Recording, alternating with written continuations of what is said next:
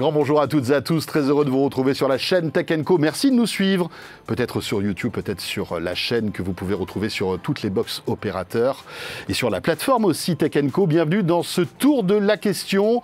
Les fêtes de fin d'année arrivent, les promos aussi avec les Black Friday. Vous le savez, chaque année, ça devient une institution maintenant, un événement chez nous sur la chaîne Tech & Co. Eh bien, on essaie de vous donner un maximum de conseils pour bien choisir vos produits high-tech dans différentes catégories, celles que vous appréciez bien sûr. Smartphone, gaming, audio. On retrouvera aussi des courts programmes, les vrais ou faux, pour tordre le cou aux idées reçues liées à la tech. Et puis aussi des matchs entre divers produits pour vous aider à choisir. Et dans ce tour de la question maintenant, je vous propose de nous intéresser à un produit que nous avons tous dans notre salon et peut-être aussi dans votre chambre. Il s'agit de la télé. Bienvenue dans le tour de la question pour vous aider à choisir votre nouvel écran.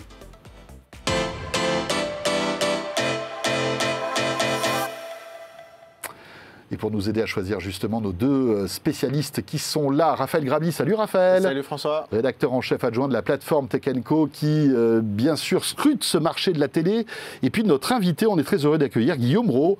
Bonjour Guillaume. Bonjour François. Vice-président chez Samsung Electronics France, bien évidemment, en charge entre autres de la télévision. Samsung qui est le leader de la télé, j'imagine. Tout à fait, depuis 17 ans. Depuis 17 ans, voilà, c'est lassant finalement, presque. Non, mais ça prouve en tout cas la puissance de feu de Samsung, à la fois dans le monde du smartphone, mais aussi entre autres de la télé. Samsung qui est partout, dans l'électroménager, bien sûr, et objets connectés, évidemment.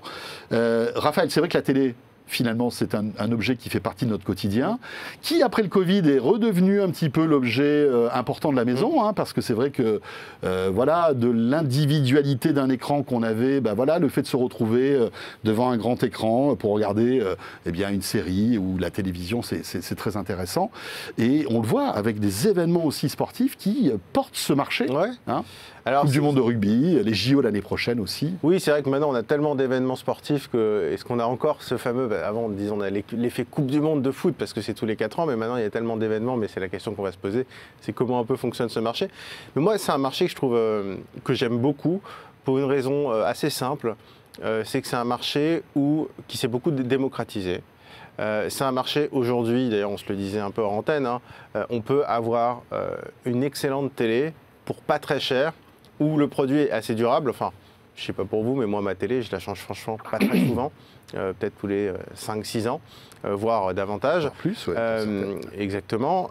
Où les évolutions technologiques sont intéressantes, évidemment, mais les grandes évolutions, il y a la technologie d'affichage, il y a l'OLED notamment, il y a la 4K. C'est vrai qu'on se pose la question, la 8K, est-ce que ça servira à quelque chose? Mais enfin, pour le moment, sur un marché où on a des télés en OLED et en 4K, on peut avoir des produits assez accessibles. Oui, et pérennes. Et pérennes. Et c'est pour ça qu'à la différence d'autres marchés, comme le smartphone, où les prix ne baissent pas sur le smartphone, les produits sont excellents, mais les prix ne baissent pas et les produits ont une durée de vie quand même encore assez limitée. On aimerait que ça dure plus longtemps. 2, 3 ans, parfois 4. Les télés, c'est un produit très pérenne où les prix sont en baisse et où on a des produits maintenant où il y a eu un vrai nivellement par le haut en fait. Et donc je trouve que c'est un marché qui est très appréciable pour ça. Tout à fait, et qui permet de démocratiser les grandes tailles d'image aussi, Guillaume. Comment se porte le marché de la télé, tiens, puisque vous êtes acteur numéro 1, vous devez connaître ça par cœur. Comment se porte-t-il ce marché de la télé ? Alors c'est plutôt une très bonne surprise, puisqu'en 2023, le marché va être à peu près flat par rapport à l'année dernière. On va être à peu près à -1 en volume et -3 en valeur, ce qui n'est pas vraiment dans une forte décroissance. C'est plutôt intéressant. Parce que l'année dernière était une bonne année. L'année dernière, comme vous l'avez dit, les 2 années post-Covid où tout le monde s'est un peu rééquipé, le marché était plutôt dynamique. L'année dernière, c'était un peu plus compliqué, mais il y avait eu la Coupe du Monde de foot, plus le Black Friday, donc on a eu un deuxième semestre explosif. Donc cette année, après un premier semestre un petit peu difficile, en décroissance, le troisième trimestre, donc de juillet à septembre, est positif, à +6.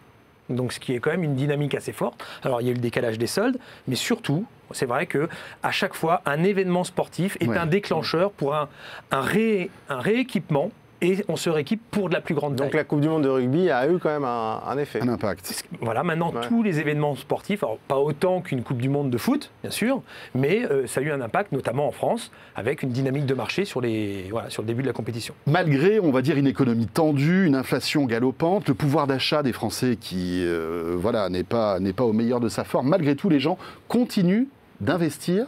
Ils se font plaisir. Où est-ce que le profil, en fait, les gens n'achètent pas la même chose qu'ils achetaient, par exemple, l'année dernière? Alors, c'est vrai qu'aujourd'hui, le marché tend vers de la plus grande taille.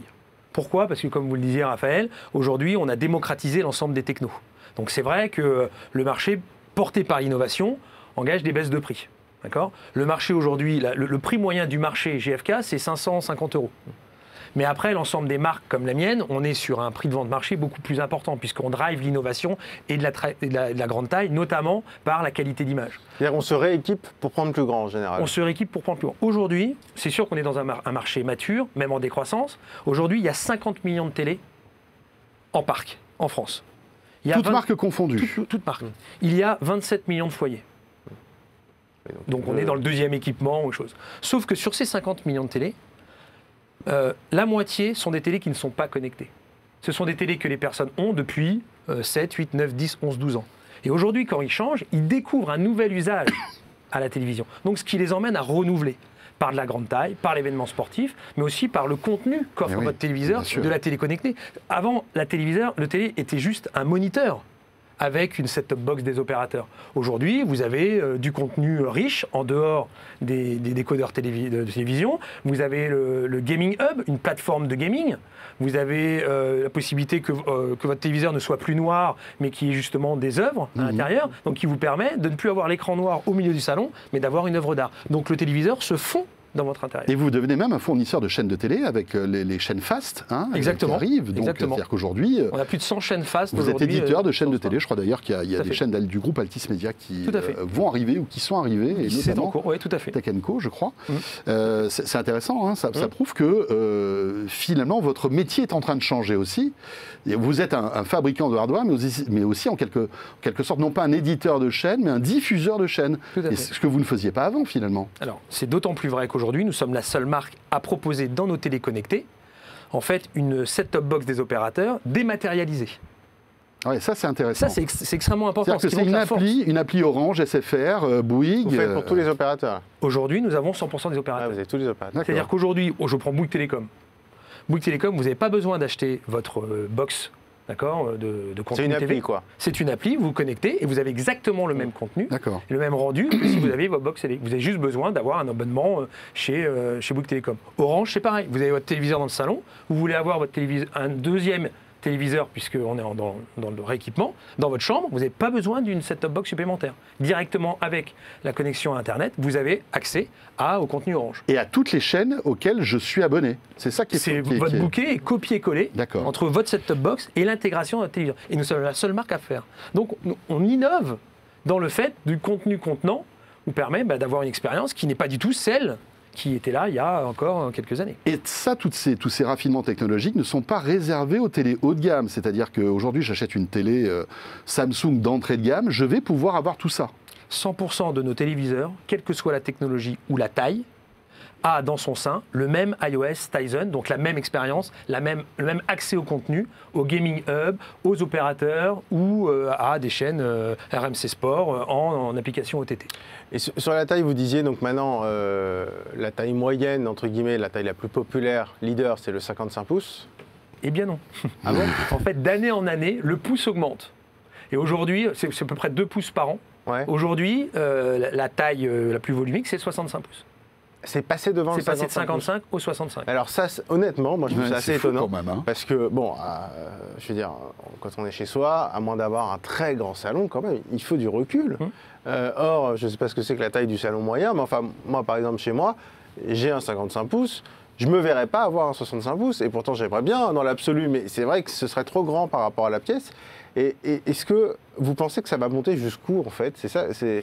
Est-ce que vous voyez quand même un ralentissement de la croissance de cette taille quand même? Et puis j'ai l'impression qu'on suit aussi nos amis américains, qui eux ont des tailles d'écran immenses. Oui, alors ils ont au 100 pouces même qui commercialisent. Ils ont des salons qui sont, enfin ils ont beaucoup plus de place chez eux la plupart du temps. Et puis surtout que les prix sont pas exponentiels, mais enfin un 65 pouces coûte beaucoup plus cher qu'un 55 pouces. C'est pas lié, c'est pas. Mais c'est même pas sûr ça, non, finalement. Pas tant que ça. Non, c'est moins vrai ça. C'est vrai pour vraiment les très grandes tailles, en passant, je sais pas, d'un 85 à 98 pouces. Le prix du pouce, plus on augmente en taille, plus c'est cher. Oui, c'est ça. Plus cher. Mais donc ça continue d'augmenter, mais on ne sera pas demain à 75 pouces quand même. Enfin, il y a un moment, ça va s'arrêter. Je ne pense pas. Alors, comme vous le dites, il y a une limitation de place. La première chose. Ah oui. Et pourquoi aujourd'hui on monte en taille? Parce qu'aujourd'hui, le premier critère d'achat, c'est la qualité d'image. Plus on monte en qualité d'image, moins on a besoin de recul. C'est simple. C'est pour ça que le QLED, le Neo-QLED, l'OLED, aujourd'hui, vous permettent d'avoir de moins en moins de recul. Il y a une volonté d'immersion, en fait. Exactement. D'accord. Vous avez une précision de l'image qui fait que vous n'avez plus besoin de recul. Donc ça, c'est pour ça que les gens changent. La deuxième chose, c'est aussi l'intégration. Avant, vous aviez cette verrue d'écran noir chez vous. Aujourd'hui, par les solutions Samsung, vous pouvez fondre le téléviseur dans votre intérieur en exposant une photo ou en exposant avec The Frame une œuvre d'art ou une peinture, etc. Donc en fait, il devient masqué, ce qui est important. Que vous arrivez à résoudre le problème de cette verrue qu'on avait au milieu du mur. C'est ça. Et je me posais la question, je ne sais pas si vous communiquez dessus, mais moi, c'est vrai qu'il y a des gens que je connais dans mon entourage qui me disent je veux pas une télé, je veux un frame. Alors, ça va devenir peut-être comme un Kleenex ou un frigidaire, c'est-à-dire un mot qui va englober, y compris peut-être ce que font les concurrents. Mais ça, The Frame, donc c'est vraiment entre guillemets, un peu l'œuvre d'art, la télé qui diffuse des tableaux et qui elle-même a un design un peu original. Ça représente combien, ça, en France, sur les modèles vendus? Un peu plus de 10-15% de notre mix. Donc c'est loin d'être négligeable. Non, c'est loin d'être négligeable. Et en valeur, j'imagine que ça représente beaucoup. Oui, le prix de vente moyen d'un frame, oui, c'est aux alentours de 1 000 €. Oui, c'est ça. Donc voilà. C'est vraiment un produit qui a percé, entre guillemets, depuis 4-5 ans, je pense. Oui, parce que le frame est une alternative à la télévision. Pas parce que vous regardez la télévision différemment, c'est exactement le même contenu, mais sauf que quand vous éteignez votre téléviseur, en fait, ça devient une sorte d'œuvre d'art, ça devient un tableau, c'est ce qu'on dit. Et parce que vous avez le Art Store, donc une banque de données, voilà, une banque d'œuvres. Donc il y a le Louvre qu'on a intégré il y a 2 ans, il y a Yellow Corner en local, mais sinon il y a les plus grands musées du monde. C'est une plateforme mondiale qui est la même partout. Et aujourd'hui, quand vous éteignez votre téléviseur, vous avez une œuvre d'art. Et donc une œuvre que vous choisissez. Et ce qui est bluffant, c'est qu'aujourd'hui, on a une technologie de dalle anti-reflet qui vous permet en fait presque de ne plus faire la distinction entre un écran de télé et un tableau. On a fait la démonstration à l'IFA, et encore au CES cette année, on le verra. Des personnes se questionnent en se disant mais non, c'est pas une télé, c'est une œuvre. Non, parce qu'on arrive justement à limiter l'énergie ou le mode veille pour avoir un téléviseur qui est... Mais Guillaume, malgré tout, parce que c'est vrai que c'est super, mais on est dans un monde aujourd'hui où il faut qu'on fasse attention à l'énergie qu'on consomme, etc. Malgré tout, même si ça consomme moins, une télé qui diffuse une image consomme de l'énergie.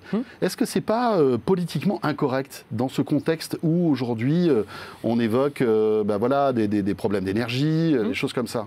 Alors on y répond par plusieurs actions. La première chose, c'est que, par exemple, vous parliez des opérateurs. Aujourd'hui, quand vous mettez votre télé en veille, il n'y a qu'un seul élément électronique qui est en veille. Il n'y a pas la box qui est en veille aussi. Donc vous économisez déjà là-dessus, c'est important.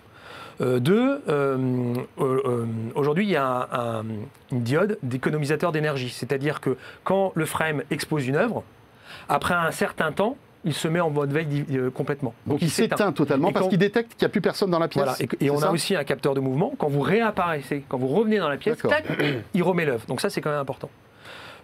Troisième chose, j'en ai plusieurs. Aujourd'hui, nous sommes peut-être un peu en avance de fait, mais tous nos cartons sont sans encre de couleur, sans agrafe et sans scotch, par exemple. Nos télécommandes, nous sommes la seule marque aujourd'hui à proposer une télécommande solaire. On vend 1 million de télés par an en France. Une télécommande, quelle que soit la télécommande, ça utilise 2 piles, des A3 ou A4, R03. Donc, en fait, nous, chaque année, on économise 2 millions de piles. Voilà. Alors bien sûr, au début, il faut la recharger en USB-C et après, elle s'auto-recharge avec le. Mais on n'est pas obligé de la mettre sur la terrasse, c'est-à-dire que la non, lumière. non, retourner lumière, ou pas, il faut juste la charger au début pour lancer l'impulsion de la charge. D'accord. Et après, la lumière ambiante suffira à maintenir le niveau de charge de la Recto télécommande. ou verso, ça tient. Donc vous voyez, il y a beaucoup d'initiatives qui nous permettent aujourd'hui de faire de l'économisation d'énergie. Notre plateforme SmartThings. SmartThings, c'est une plateforme ouverte D'objets connectés, oui. d'objets connectés avec une interopérabilité de l'ensemble des produits quels qu'ils soient, qui sont ouverts, pas que Samsung, qui vous permet de mesurer, par exemple, l'énergie consommée par vos produits électroniques grand public, que ce soit électroménager ou télé. Donc vous pouvez à distance, vous pouvez dire, bah non, là j'éteins mon téléviseur. Ou là il consomme tant, tiens, j'enlève ma barre de son, j'enlève ça, j'enlève ma console de jeu, etc. D'accord. Donc oui, on essaye aujourd'hui de réduire au maximum la consommation des produits électroniques grand public. Les tendances aujourd'hui, il y a plusieurs qualités d'affichage d'images, QLED, OLED, etc. Vous êtes sur tous les segments. C'est quoi le top du top aujourd'hui? On a envie de se faire plaisir. Le Black Friday arrive bientôt. On va peut-être pouvoir bénéficier de petites remises sympathiques. C'est quoi le top aujourd'hui? Alors il y a deux choses. Il y a les deux critères d'achat, c'est la qualité d'image et la taille. Je reviens juste sur la taille par rapport à ce que vous disiez, Raphaël. Aujourd'hui, le segment qui est le plus en croissance, qui explose, c'est la taille. C'est la grande taille. D'où le problème de tous les distributeurs, à savoir d'exposer la taille en magasin. Parce que... Donc le 65 pouces cartonne en ce moment. Oui, et puis surtout 75, 77 pouces. C'est fou ça. 83, 85, 98 pouces. Et donc, je me permets de le redire, aujourd'hui, il faut aller en magasin pour aller voir la qualité d'image d'une très grande taille.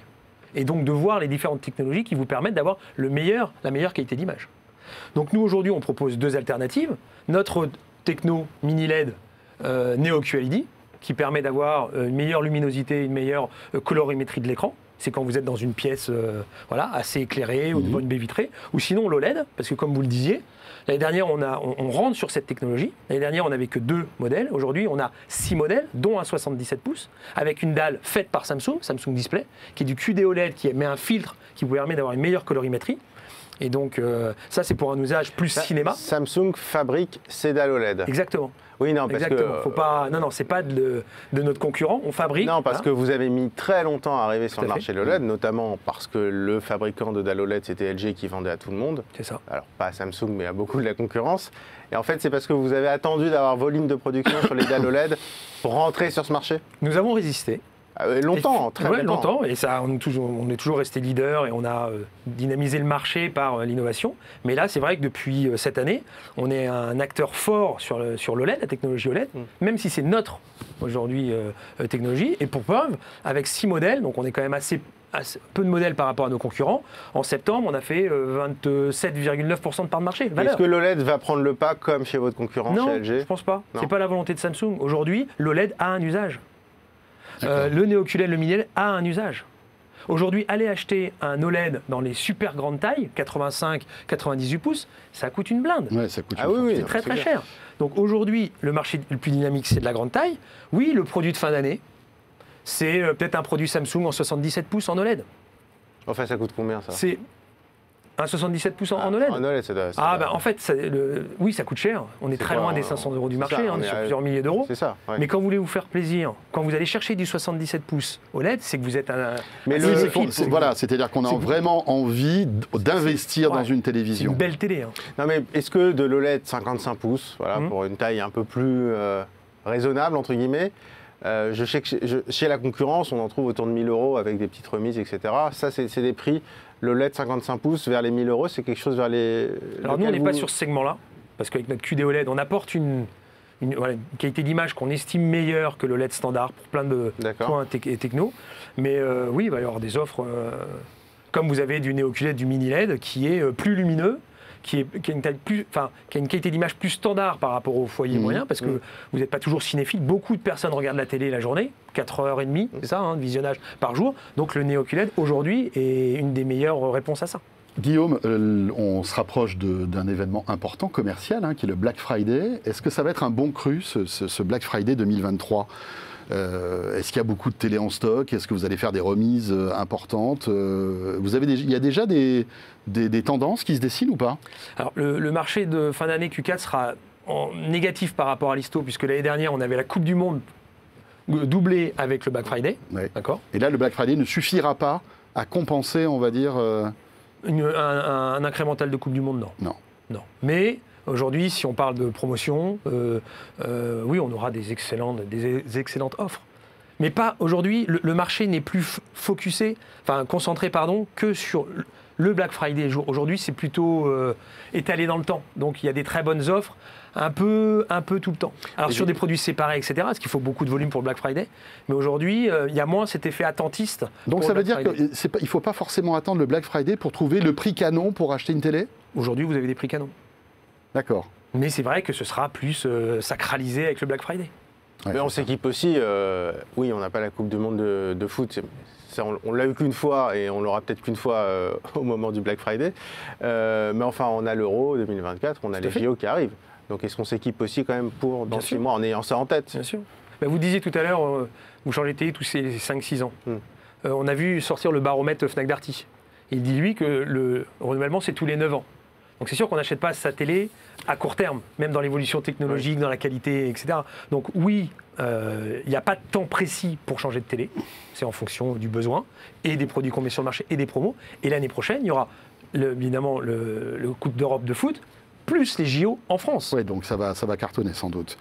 Un mot sur l'obsolescence de la télé, parce que c'est vrai qu'on le disait tout à l'heure avec Raphaël très justement, c'est vrai que la télé a une longue durée de vie, mais est-ce que finalement aujourd'hui, comme elle est connectée, on ne retombe pas sur le même problème du smartphone ? Est-ce qu'elle ne devient pas obsolète plus vite du fait que le processeur ne va plus suivre, il n'y aura pas assez de mémoire pour les nouveaux systèmes de SVOD, etc.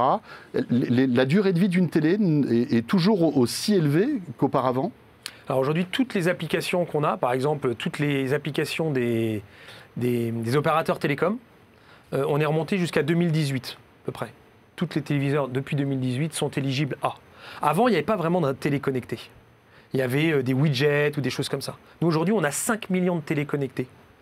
5 millions de télé connectées et on fait des refreshs. On upgrade en fait notre plateforme au fil des années, au fil des ans, pour justement accepter ou héberger dans son sein des nouvelles applications, le gaming hub, les opérateurs télécoms, plein de choses comme ça. Donc oui, il y a un upgrade tout le temps. Aujourd'hui, nos téléviseurs sont assez puissants. Donc vous êtes vigilant sur ce sujet, c'est-à-dire qu'on achète une télé connectée, vous allez faire durer tout cet aspect connecté le plus longtemps possible. Ouais.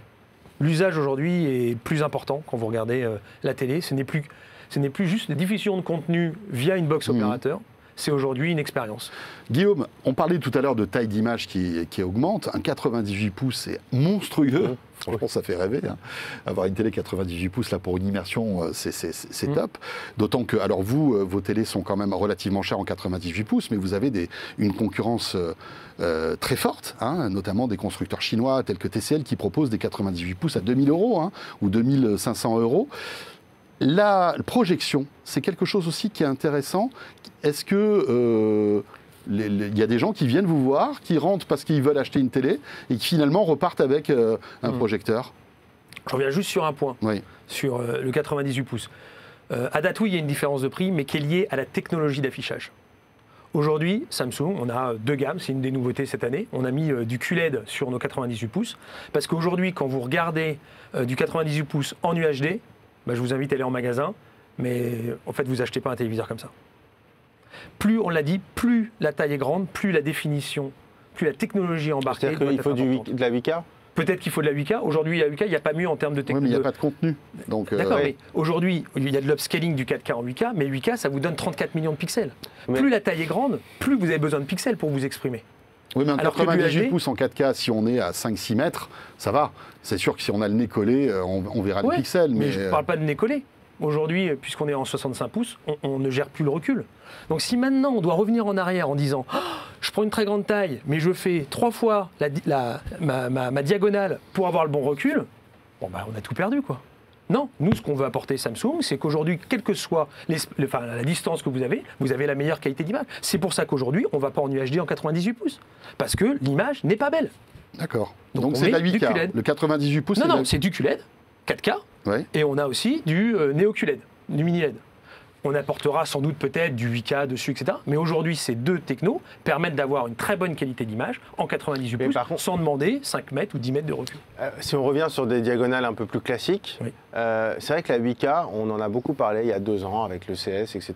Même, il y a plus longtemps. Il y a plus longtemps que ça, mais là, je parle vraiment du moment où on a vu les produits arriver sur le marché. Puis bon, on se demande quand même, sur du 55-65 pouces, est-ce que ça a un intérêt de la 8K ou, enfin, je veux dire, est-ce que ça prend, quel intérêt on a à mettre autant d'argent alors qu'en 4K, ça semble suffire? C'est très simple. Aujourd'hui, l'erreur qui a été faite, c'est de parler de 8K. On est d'accord. On est d'accord. Pourquoi? Parce qu'aujourd'hui, le 8K, on n'a pas de source native, très peu. Aujourd'hui, ce téléviseur-là, quand vous achetez un téléviseur, comme j'ai dit, c'est pas pour 2 ans, c'est pour dans 9 ans. Est-ce qu'aujourd'hui, le 8K va arriver? Aujourd'hui, les broadcasters travaillent dessus. Le 4K, c'est exactement ce qui s'est passé. Donc vous achetez un télé pour au moins les 10 prochaines années. Ensuite, pour nous, pour justement compenser l'arrivée de cette nouvelle qualité d'image, on a l'upscaling.